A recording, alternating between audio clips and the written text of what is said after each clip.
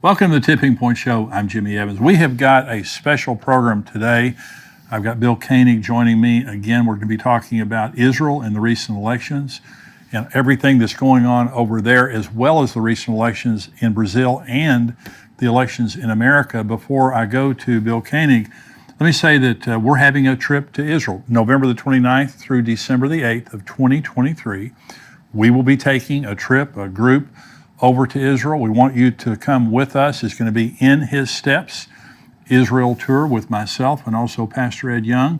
We're going to go to the Holy Land and go to the places where Jesus walked and talk about the places that are biblical and talk about the significance of that and end time prophecy. We're going to go to the places where end time prophecy is happening and also will happen. If you want more information or if you want to sign up to be a part of that tour, go to inspirationcruises.com/Evans. That information is right there on your screen. Now, this is not a cruise. We're going to fly over to Israel and we're going to tour over there, but it's inspirationcruises.com/Evans. I would love for you to be a part of this. Bring a group from your church, bring a group of your friends or your family. The more the merrier. We would love to have you come. So go on inspirationcruises.com/Evans. It'll give you more information. I'm very excited today to have Bill Koenig join me again. Bill is a journalist and served as a White House correspondent. He has a news service called Koenig World Watch Daily. His website has constantly updated stories from a large variety of news sources and can be found at watch.org. Bill is currently in Jerusalem, and we're going to be talking today about the most recent election and the ramifications of it related to Israel. Bill, thank you for joining me today. Thank you, Jimmy. Great to be with you. Well, you're in Jerusalem right now, and there's been a big election that just took place. And I mean, this is a right-wing coalition, if there ever has been one. And so talk just a little bit about what you're experiencing over there and what's going on. I'll tell you what, Jimmy, when I got my rental car on Tuesday night, the lady happened to be a conservative. She was thrilled with the outcome.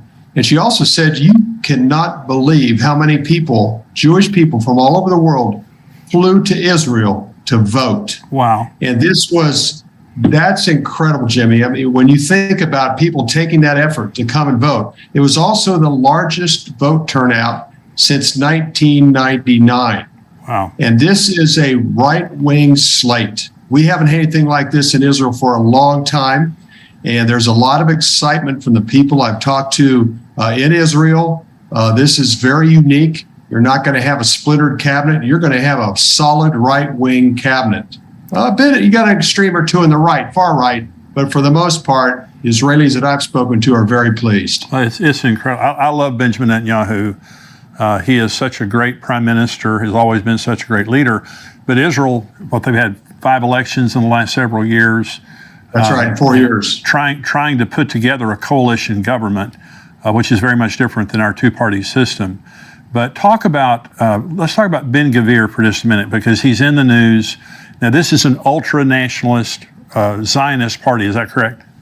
That's exactly right. And that has my friends here in Israel, some especially the Jewish believers here in Israel that are concerned about that. They think he is way too far right. They've shared some things he's done and said over the years, and it's nothing that we would back or appreciate or support. So that will be Netanyahu's challenge, yes, is that extreme right wing led by that gentleman. Well, what's his agenda? What's the ultimate outcome of Ben Gvir's agenda in this coalition government? Well, it's he's not favorable to the Arabs. He also does not want to see any land given up by Israel to the Palestinians, but his very tense relation with the Arabs, Palestinians in the state of Israel, that's the greatest concern, is his extreme positions on Arabs within the land. Right. So Zechariah 12 is the scripture that you kind of base your ministry on. That's right. Jerusalem becoming, just this heavy, burdensome stone, diplomatic nightmare for the world, which it is. So now you have had Lapid as prime minister going around the world and in the United States saying he's in full support of a two-state solution. Okay, which has the United Nations, Biden, they're all just elated that there's finally a leader in Israel. Now you have Netanyahu stepping in, and what's going to happen? Well, I tell you what. What's really interesting, Jimmy, is Lapid's comments on September 21st at the UN, as an Israeli interim prime minister, fully supporting the two-state plan, pressured by Biden, was a great talking point and election point, which had a significant reason why the right wing of Israel, the voter turnout was at the level it was because of those statements that he made at the UN. So he is not very popular in Israel. You would say that. Obviously, they got voted out. So yeah, they got voted out, and he's popular in his left wing base, but he overstretched things. He was influenced by the Biden administration, went right along with it, and that was probably the worst thing he could have ever possibly done. Biden's already been on the phone to Netanyahu. They had an 8-minute conversation, and in essence, Biden said, let's make history together. Well, we know what that means, leading to a two-state plan and a peace deal. What's going on diplomatically right now? Because I know that there's been Blinken and all the different diplomats over there. Are they trying, in what ways are they trying to pressure Netanyahu, or will they be pressuring Netanyahu to make a deal? And what do you see? Now, we know the end of the Bible. We know what's going to happen ultimately to Jerusalem. Do you think Netanyahu is going to play an important role basically in withstanding the world community in them trying to divide Jerusalem? Well, that's going to be very interesting. And the people that I network with here and people that we do behind the scenes activity with, we're hopeful that Benjamin Netanyahu will stand as strong now as he ever has. He basically had his first government collapse after the White Plantation Agreement in 1998. And then he had his second government collapse right after the delivery of President Trump's Peace to Prosperity Plan on January 28, 2020, and his signing at the White House of the Abraham Accords on September 15, 2020. And then that led to his government collapse. So this is basically his third chance. What's interesting is the previous other two times when he went along with the plan, the Clinton efforts and the Trump efforts, it literally cost his government. Yeah. And here he is, Jimmy, once again in a very key, important position. And we just pray that he'll stand for the covenant land of Israel as he's never have before and be blessed for it, according to Genesis 12:3. That's right. So the Trump deal, the deal of the century, essentially gave the West Bank to the Palestinians. Is that correct? Yeah, in that plan, with his map, between 70 and 80% of the land would be set aside for the Palestinian state. In other words, they continued the Palestinian state narrative. Whether they would have accepted all the terms or not, the Trump Peace to Prosperity Plan continued the narrative of a two-state plan with a Palestinian state within within Judea and Samaria and East Jerusalem. Right. So that was the problem, and the Israeli people reacted against him, because I read a poll last week that says 70% of the Israeli people are against a two-state solution. That's right. And it's interesting. The lady that checked me in at the airport, she said, "We've given it a try. We've given the two-state plan a try." I mean, this is the rental car lady at the Ben Gurion Airport. She says, "We've given it a try. It hasn't worked. It's time to move on." And that was a conservative voter. When the United Nations partitioned Palestine back in 1947, the Jews went along with it, and when they declared their independence, the next day the Arab world declared war on them, tried to wipe them off the face of the map. And so that's right, 5 Arab countries. And that's when they took all that land, the Sinai and all the other land, the West Bank and all that land that they didn't have, in response to being attacked. And so since then, there's just been this back and forth. So the maritime agreement that was just made with Lebanon, that seemed a little bit freakish from my perspective, because basically the Lapid government gave them there was no negotiation really. They asked for this land in the ocean where there was the gas interest out there, or Hezbollah was going to start firing rockets at the Israeli natural gas operations. What is the sense that you have being in Israel right now? Again, they're giving up land for peace. That's what it is. Well, that's going to be interesting, primarily because former ambassador to Israel, David Friedman, Trump's ambassador, he came out strongly in opposition of it, which is uncharacteristic for a previous ambassador to do that. Also, Benjamin Netanyahu and other members of his Likud party also said this is a terrible deal. And then on the flip side, Hezbollah through Nasrallah threatened to attack Israel if they didn't go along with the plan the United States brokered. Right. So I think that speaks for itself, Jimmy, on just how bad a deal it is. Yeah, it's terrible. But on your previous visit here on the show, we talked about your book, Eye to Eye, which I hope everyone gets and reads, because you document, 124 specific instances where the United States government pressured Israel to give up land, and the natural catastrophes that have happened here, and most recently, Hurricane Ian. That's right. In direct response to us pressuring Israel to give up more land. And that's exactly right. Hurricane Fiona and also Hurricane Ian were directly happening, started and they were happening at the time that Biden was at the UN, Lapid was at the UN, and Trudeau from Canada also complemented Lapid's two-state plan. So yes, it totally bookmarked the effort by the United States, Israel, and the Canadians to accept a two-state plan at the same time of Fiona and Ian. Well, this is being recorded on November the 8th. This is Election Day here in the United States, and we're praying for, God to move. We desperately need a move of God politically and spiritually in America, because these are dark, dark days to say the least. But in Israel, whatever America does obviously has a big bearing on what happens in Israel.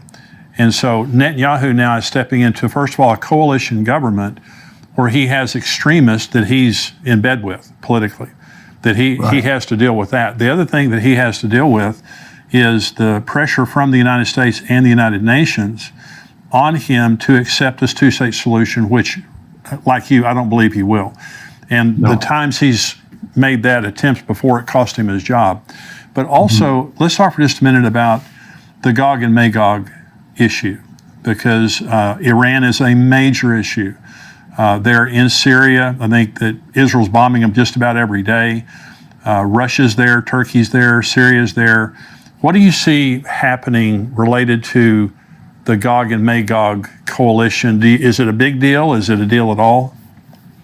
Oh, it's coming together quickly, Jimmy. Matter of fact, about an hour ago, I met a pastor from the Caucasian Mountain area, and he said through his news sources is that Russia and Iran are working on an agreement to cooperate even more militarily. He was very, very concerned about that, because that's likely part of the Gog-Magog coalition of Ezekiel 38 and 39, the Caucasian Mountain area.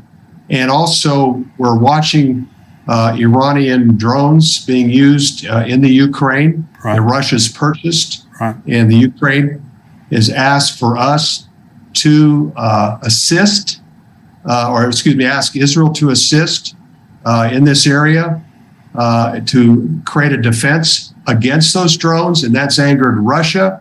And there's a possibility very soon that the pretty much ability for Israel to go into Syria or Lebanon any time to take out Iranian weapons could be coming to a close.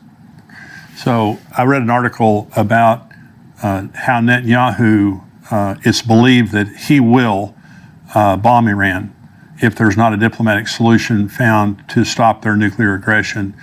I don't believe there's a chance on earth that they're going to stop their efforts to get a nuclear weapon if they already don't have one. But he has the resolve to bomb them. And one of the things that I have, and this is just my personal opinion, but when Ezekiel says that God's going to put a hook in their jaw and drag them down, that's an animal hook that you use to drag an animal around with. And it's, in other words, they're not going to make the choice. He's going to make it for them. He's going to do something so provocative that they're going to just, immediately respond. and my personal opinion is that if Israel bombed Iran, and this is a very real possibility in the next months or couple of years. 10 years ago, we were talking about Iran's nuclear plans, but today we're talking about a reality that they are either there or almost there to having enough enriched uranium and a delivery mechanism to strike Israel. And so, is that being talked about, the potential of Israel bombing Iran? Yes, absolutely. What's interesting in the polls here, 75% of Israelis would prefer a Netanyahu in government at the time of a conflict with Iran. Wow. I think that's another reason he did so well, Jimmy, is because he's strong enough, committed enough, and well aware of the threat of Iran. The reason he hadn't previously is probably because he's had some defense ministers that have opposed that. It is getting closer for sure. The relationship, it's so ironic that the situation in the Ukraine has created tension between Russia and Israel at a level that we've never known. Right. One other, Mordecai Kadar, he's one of the top intel experts in Tel Aviv, said a few months ago, he said the benefit of having Netanyahu in office, he could always pick up the phone, call Putin immediately and get right through to him, or get on a plane and go and meet with him in Moscow, where Bennett and Lapid didn't have that benefit. Right. So interesting players. I think we're definitely getting closer to that happening. I had a discussion with another friend of mine today on that who covers this very closely, Chris Mitchell with CBN News. And we know we're close, Jimmy. We're waiting for a catalyst or that hook that you said in the jaw. It could happen overnight or it could be a little bit later, but we are certainly quickly moving in that direction. The question is how quick.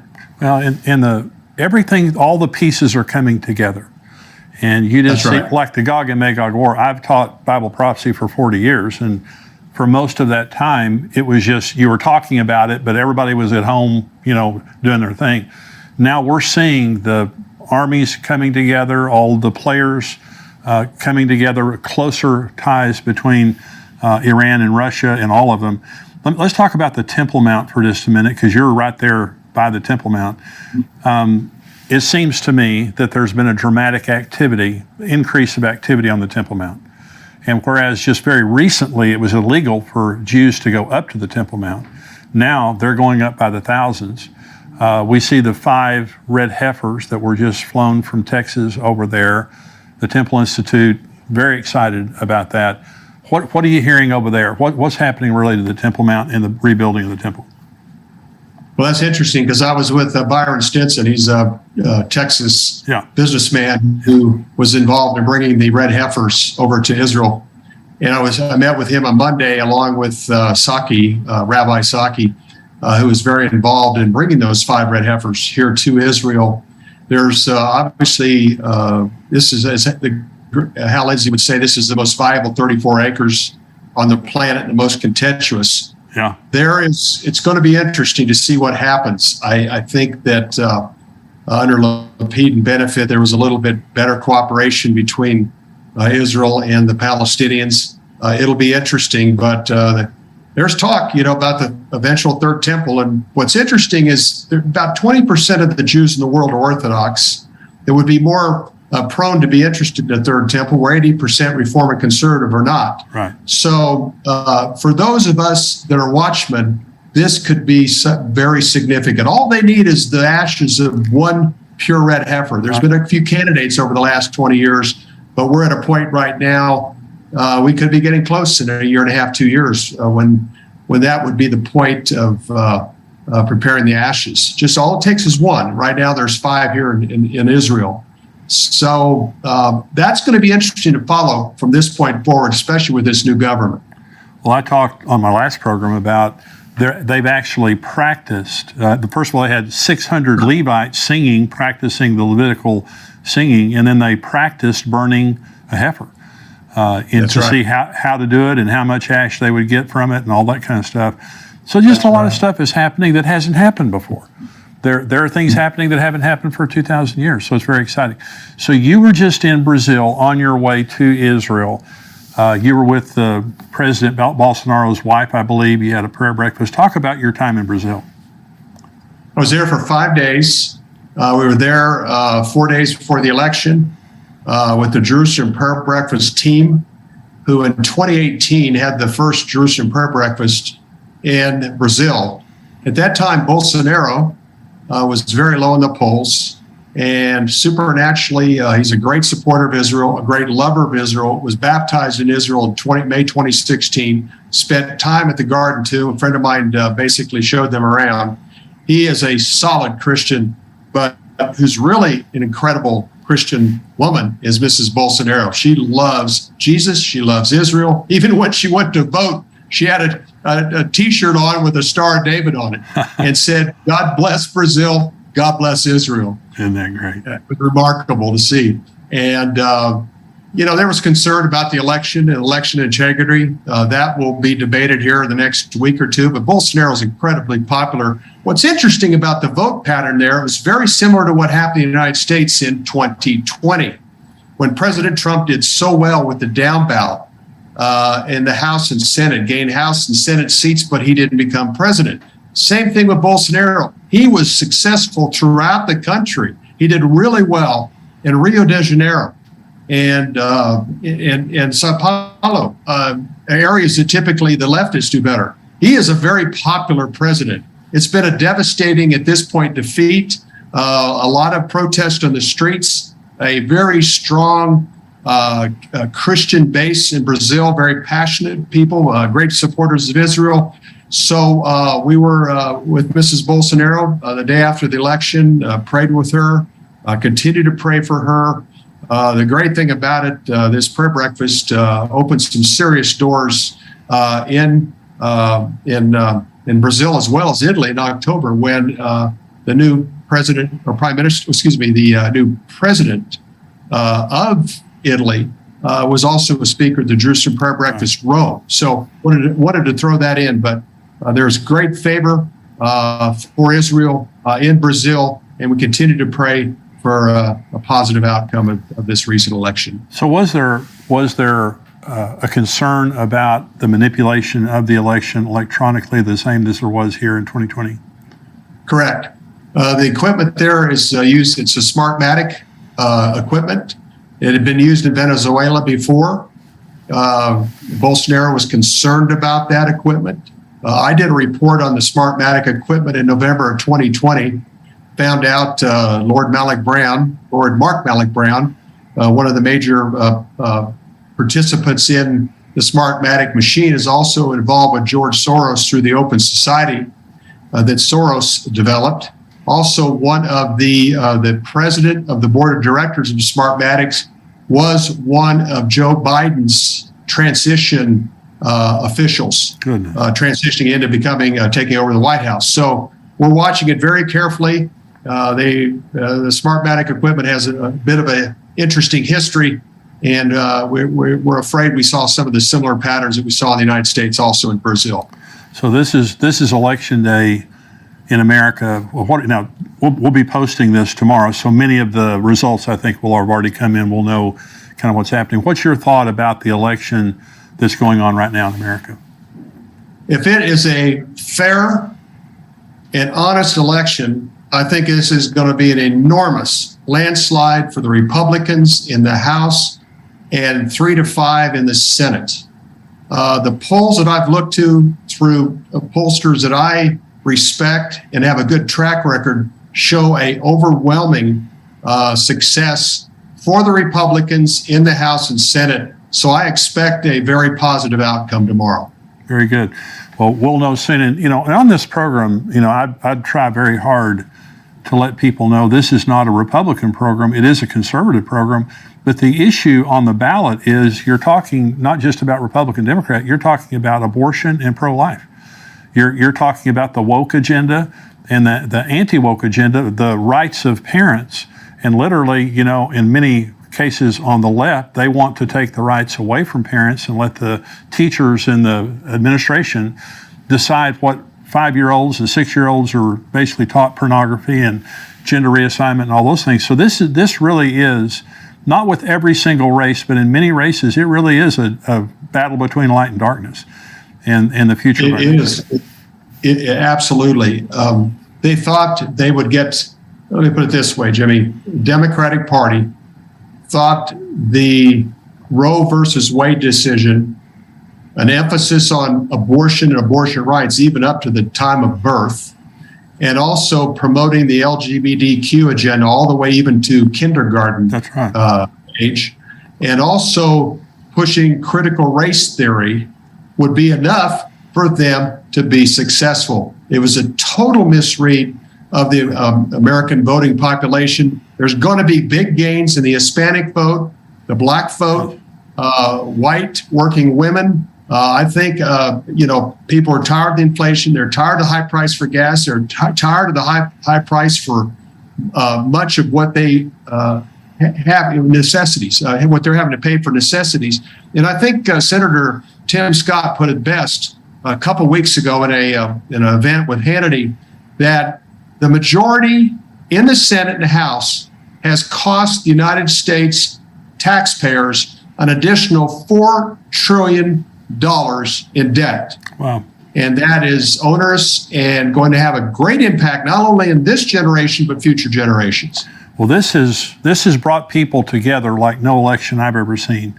If there's anything good that's come out of the last 2 years, and when you see parents standing up and going to school board meetings and all those kinds of things, and just this defund the police movement and the trying to basically dismantle our criminal justice system, it's caused a lot of good people to stand up, and that's what we're going to need in America. Any other thoughts that you have, Bill? Yeah, I think great point. I think the independents looks like through the polls are overwhelmingly going to vote conservative, vote Republican. I think we're even going to see Democratic crossover. There's a lot of people in the Democratic Party concerned about the future of America. And I think as well as the groups that I mentioned, Hispanic, Blacks, white working mothers, I think we're going to see a tremendous move to a more serious administration. And I think also great for Israel, Jimmy, because the Republican Party is without a doubt the best friend that Israel has in Congress. Absolutely. And your book, Eye to Eye, and again, William Koenig, and it's on Amazon.com, but your book, it's absolute total evidence that the policy of America toward Israel affects us all. This is not just some, Vietnam or the Philippines or, some other nation out there. This is Israel, and that God is in an everlasting covenant with. And whenever you touch them, there's going to be you bless them, you're going to get blessed. You curse them, you're going to get cursed. And we have been devastated as a nation because of the poor policies, the anti-Israel policy that the Biden administration represents right now. So we need politicians that will come in and support Israel, and that's a big deal. God bless you, Bill. I love what you do. I love your ministry. I appreciate your input. Very insightful. I hope you have a wonderful time there in Jerusalem. I hope to get to talk to you again soon.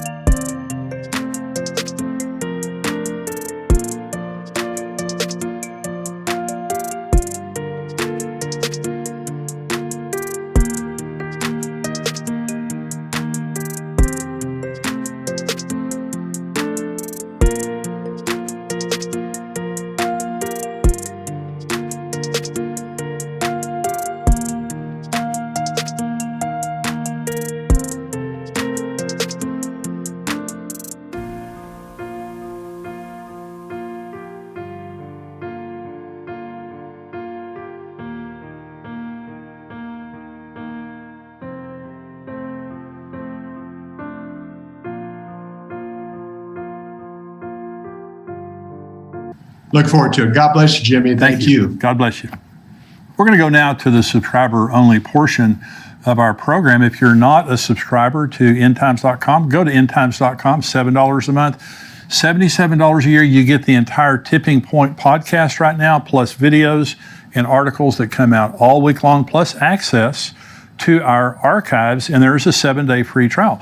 And so if you're interested in becoming a subscriber, go to endtimes.com and try us out for 7 days. I promise you're going to like it. It's going to be the best $7 a month you ever spent, because we're going to give you information in the news, from Scripture, from prophecy, from myself, from also Pastor Greg Laurie, Dr. Mark Hitchcock, and many others that will help to keep you encouraged and informed in these important days that we're living in. So if you're not a subscriber, go to endtimes.com, become a subscriber so you can see everything. If you are a subscriber and you're watching this on YouTube, you need to go over to endtimes.com to see the full podcast, or you can respond to your subscriber email that we sent you. Stay tuned.